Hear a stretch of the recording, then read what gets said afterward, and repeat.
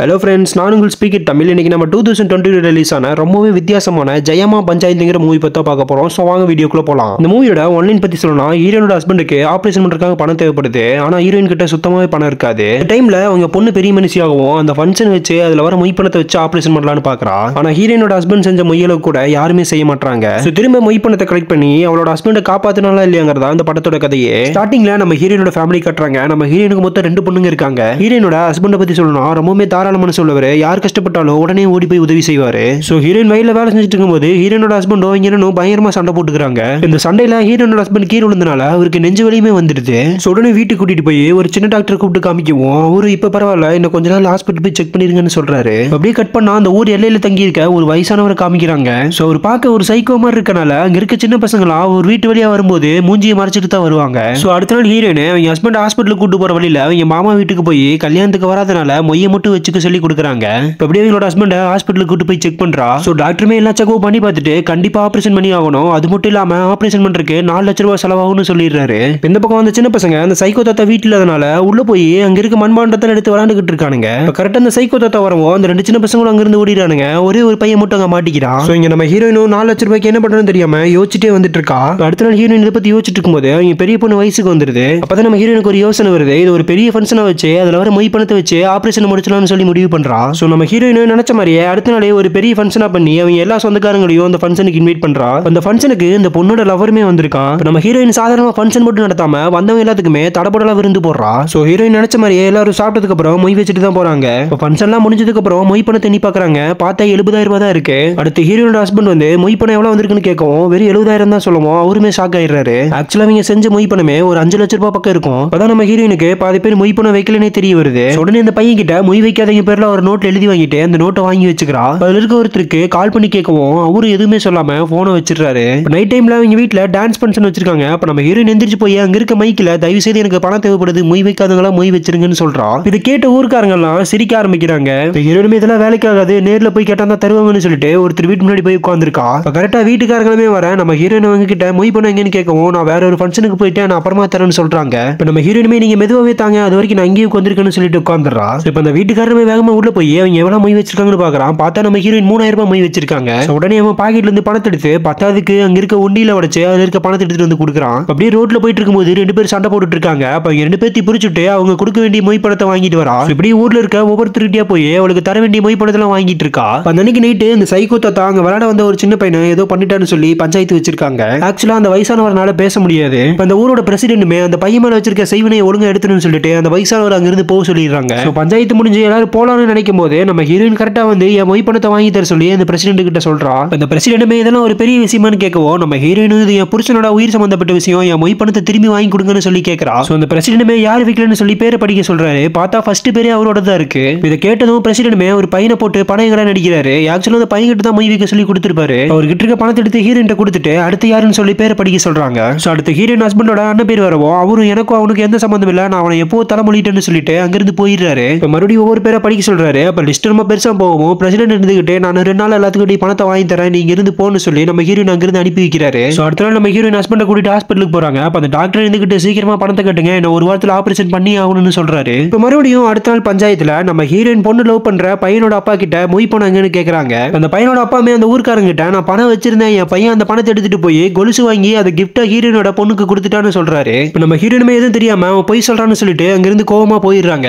அந்த பிரசிடென்ட்டுக்குமே இந்த பிரச்சனையை எப்படிதான் தீக்கிறதுனே தெரியல. அடுத்த நாள் காலையில ஹீரோயின் அவ பொண்ணு கிட்ட போய் கொலுசு யார் வாங்கி கொடுத்தான்னு கேட்டு அந்த கொலுசை கழட்டி அந்த குட்டி பொண்ணு கிட்ட கொடுத்து கொண்டு போய் அவன் மூஞ்சிலே தூக்கி வீசிட்டு வான்னு சொல்றா. அந்த அன்னைக்கு நைட்டு சிவராத்திரிங்கிறனால அவங்க ஊர்ல ரெக்கார்ட் டான்ஸ் போட்டு எல்லாம் ஜாலியா ஆடிக்கிட்டு இருக்காங்க. அந்த சின்ன பையனோட அப்பா அந்த சைக்கோ வீட்டுக்கு போய் என் பையன் படுத்த படுக்கையானதுக்கு காரணம் நீதான்னு சொல்லிட்டு அந்த வீட்டை தீப்பத்தத்தை வச்சு கொளுத்தி விட்டு வந்துடுறாரு. அடுத்த நாள் காலையில விடிஞ்சதும் போலீஸ் ஆபீசர் வந்து அந்த எரிஞ்ச வீட்டை பார்த்துட்டு அந்த ஊர்க்காரங்க கிட்ட இது எப்படி நினைச்சுன்னு கேக்குறாங்க. அவங்களுமே எங்களுக்கும் ஒண்ணு தெரியாது, இவனால வாய் பேச முடியாது, என்ன நடந்துச்சுன்னே தெரியலன்னு சொல்றாங்க. அந்த போலீஸ் ஆபீசர் பிரசிடென்ட் கிட்ட பர்மிஷன் இல்லாம யாரும் உங்களை ரெக்கார்ட் டான்ஸ் வைக்க சொன்னாங்கன்னு சொல்லி நம்ம பிரசிடென்ட்டையும் அவங்க ஆட்களையும் போலீஸ் ஸ்டேஷன் கூட்டு போயிடுறாரு. எங்க ஹீரோயின் வீட்டுல வேலை செஞ்சுட்டு இருக்கும்போது அவங்க ஹஸ்பண்டுக்கு பயங்கரமான நெஞ்சொலி வந்துருது. உடனே ஆம்புலன்ஸ் கூப்பிட்டு ஹாஸ்பிட்டலுக்கு கூட்டு போயிடுறாங்க. அந்த டாக்டருமே பெரிய மனசு பண்ணி நம்ம ஹீரோயின் கிட்ட பாதி பணத்தையாவது கட்டுங்க, ட்ரீட்மெண்ட் ஸ்டார்ட் பண்ணலாம்னு சொல்றாரு. நம்ம ஹீரோயின் அவ கையில இருந்த பாதி பணத்தை ஹாஸ்பிட்டல்ல கட்டிடுறா. நம்ம ஹீரோயின் வீட்டுக்கு வந்து இன்னும் பாதி பணத்துக்கு என்ன பண்றதுன்னு யோசிச்சுட்டு வந்திருக்கா. ஒருத்த வந்து பசிக்குதுன்னு சொல்லி சாப்பாடு கேட்கவும் உள்ள போய் சாப்பாடு இருக்கான்னு பாத்துட்டு இருக்கா. சாப்பாடு இல்லாதனால மேலே ஏறி ஸ்வீட்டாவது எடுத்து கொடுக்கலாம்னு சொல்லிட்டு பாத்துட்டு இருக்கா. அப்போ பொண்ணு அவனோட லவ்வர் எல்லாரும் அங்க உட்காந்துட்டு இருக்காங்க. இதை பார்த்து கடுப்பாயி நம்ம ஹீரோயினுமே அவ பொண்ணுகிட்ட அவங்க அப்பா சாவு கிடக்குறாரு, உனக்கு லவ் கேக்குதான்னு சொல்லி போட்டு பயங்கரமா அடிக்கிறா. அது தெரிஞ்சதும் அந்த பையனோட அப்பாமே உன்னை தானே எவ்வளவு நாளா தேடிட்டு இருந்தேன்னு சொல்லி அவனை அடிக்கிறதுக்காக துரத்துறாரு. இந்த பக்கம் ஹீரோயின் ஹஸ்பண்டோட அண்ணன் ஹார்ட் அட்டாக்கால இறந்து போயிடுறாரு. இதை பார்த்தோன்னே நம்ம ஹீரோயினுமே நம்ம ஹஸ்பண்டுக்கு இந்த மாதிரி ஏதாவது ஆயிருமோன்னு சொல்லி கவலைப்படுறாங்க. நைட் ஆனதும் அந்த பொண்ணையும் பையனையும் காணும்னு சொல்லி நம்ம ஹீரோயினும் அந்த பையனோட அப்பாவும் தேடிட்டு இருக்காங்க. ஆனா எல்லா பக்கம் தேடியும் அவங்க ரெண்டு பேரும் எங்க போனாங்கன்னே தெரியல. ஆக்சுவலா அவங்க ரெண்டு பேரும் பயந்துட்டு போய் பக்கத்துல இருக்க ஒரு பெரிய காட்டுக்குள்ள ஒளிஞ்சிருப்பாங்க.